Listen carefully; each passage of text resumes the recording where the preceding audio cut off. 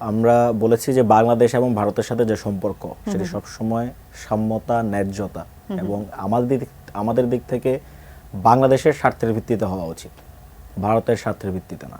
আমাদের অনেক রাজনৈতিক দল, মত, পক্ষ তারা নানা সময় বলে থাকেন যে ভারত একটি বৃহৎ প্রতিবেশী রাষ্ট্র।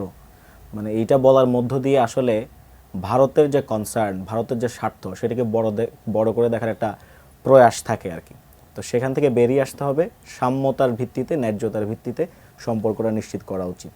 এমনকি আপনি যদি এই ছাত্র জনতার অভ্যুত্থানের ভাষাগুলো দেখেন, বয়ানও দেখেন, তাহলে কিন্তু দেখবেন এখানে এই কথাটা লুক্কায়িত আছে। 18 সালেও কিন্তু কোটা সংস্কার আন্দোলন হয়েছিল, 24-এও আবার একটা কোটা সংস্কার আন্দোলন হয়েছে। কিন্তু মাত্রাগত এবং তুলনাগত তফাৎটা দেখতে পারেন যে 18-র যে আন্দোলনটা সেটাকে আমরা বলছি কোটা সংস্কার আন্দোলন, কিন্তু 24-এ যারা আন্দোলন করেছে তারা এটাকে বলেছে যে বৈষম্য বিরোধী ছাত্র আন্দোলন। তারা একদম কোটা সংস্কার আন্দোলন বলে নাই। তো বৈষম্য মানেই হচ্ছে বেসিক্যালি সেখানে কোনো সাম্যতা নাই। তো তারা সাম্য চায়, সবাই সমানভাবে থাকবে, ইকুয়ালিটি থাকবে, ইকুইটি থাকবে, তারা সেটা চায়।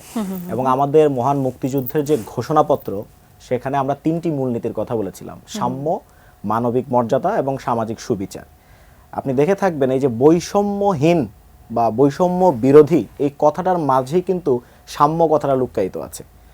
আবার মানবিক মর্যাদা, এটা কিন্তু একটা হিউজ একটা ব্যাপার, মানে এটা মানবাধিকারের চেয়েও বড় কিছু। মানবিক মর্যাদা মানবাধিকার কনসেপ্টটার চেয়েও কিন্তু বড়। আর সামাজিক সুবিচার, জাস্টিস, আমরা যেটা সোশ্যাল জাস্টিস যেটা আমরা ইনশিওর করার কথা বলছি। তো ফলে এই আন্দোলনের ভাষাও কিন্তু এটাই বলে যে আমাদের বাংলাদেশের সাথে ভারতের সম্পর্কটা হওয়া উচিত সাম্য এবং ন্যায্যতার ভিত্তিতে।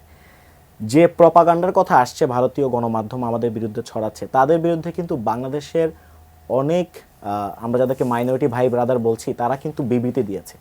বাংলাদেশ খ্রিস্টান অ্যাসোসিয়েশন দিয়েছে, আমি দেখেছি। আবার আপনি যদি আমরা জাতীয় নাগরিক কমিটি যখন গঠন করছি, আমরা যারা মাইনরিটি উইদিন মাইনরিটি, যেমন হরিজন, দলিত, তারপর তেলেগু সম্প্রদায়, তাদের কাছে কিন্তু আমরা গিয়েছিলাম, তাদের পাড়ায়, তাদের মহল্লায় গিয়েছি, তাদের সাথে তারা যে দুর্গাপুজো উদযাপন করেছে সেগুলো দেখে এসেছি, সরেজমিনে গিয়ে প্রদর্শন করে এসেছি, তাদেরকে শুভেচ্ছা জানিয়েছি। তখন আমরা যেটা জানতে পারলাম যে বিগত 15 বছরে তাদেরকে আওয়ামী ফ্যাসিবাদীরা কেবলমাত্র একটা টুল হিসেবে ইউজ করেছে, এর বাইরে আর কিছু না। তাদের কোনো উন্নয়ন নেই, তাদের কোনো মানবিক মর্যাদার প্রশ্নটি উপেক্ষিত। এমনকি তারা, কেন বলছি মাইনরিটি উইদিন মাইনরিটি, কারণ যতগুলো বড় বড় পজিশন যেখানে আমরা বলছি যে কোটার ভিত্তিতে বা রিপ্রেজেন্টেশনের কারণে লোকজন স্থান পায়, সেখানে দেখবেন এই যারা হরিজন, এই যারা দলিত, এই যারা তেলেগু, তারা কিন্তু সেই জায়গাগুলো পায় না, সেখানে যেতে পারে না তারা। শিয়া বাটার ও ভিটামিন ই সমৃদ্ধ lily glam beauty soap. Lily, always beautiful. ভারতীয় গণমাধ্যম যখন এই রিপোর্টগুলো করছে, আমাদের বিরুদ্ধে প্রোপাগান্ডা ছড়াচ্ছে, তাদের কিন্তু এই উনাদের বয়ানগুলো, উনাদের ভাষ্যগুলো শোনা উচিত। আর একটা আমি অপূর্ব জাহাঙ্গীর ভাই যেটি বলেছেন যে দিল্লির সাথে আমাদের যে চুক্তিগুলো আছে, আমি জনতার পক্ষে, জনগণের কাতারের লোক, আমি চাই সকল চুক্তি উন্মোচিত হোক, সকল চুক্তির যতগুলো ক্লজ আছে সবগুলো উন্মোচিত। কারণ বাংলাদেশের সাথে ভারতের সম্পর্ক আওয়ামী লীগ নির্ধারণ করে দিয়ে গিয়েছে স্বামী এবং স্ত্রীর সম্পর্ক। ফলে এই সম্পর্কটা যে কি পরিমাণ প্যাথেটিক এবং বাংলাদেশের মানুষের জন্য মানবিক মর্যাদা হানিকর, সেটা আমরা জানি, জনগণ সেটা বুঝতে পারে। সুতরাং জনগণ চায় না যে আর কোনো চুক্তির কোনো প্রকার ক্লজ, কোনো প্রকার অনুচ্ছেদ আর গোপন থাকুক। জাতীয় নাগরিক কমিটি নিয়ে একটু কথা বলি। সেটি হচ্ছে যে জাতীয় নাগরিক কমিটি একটা রাজনৈতিক প্ল্যাটফর্মের কথা বলছে, যেটি খুব দ্রুত জনসম্মুখে আসবে। খুব দ্রুত বলতে কি 2-3 মাস এরকম সময় তো নিশ্চয়ই হবে। রাজনীতিতে কেন? ওকে, সো জাতীয় নাগরিক কমিটি কিন্তু রাজনৈতিক প্ল্যাটফর্মই।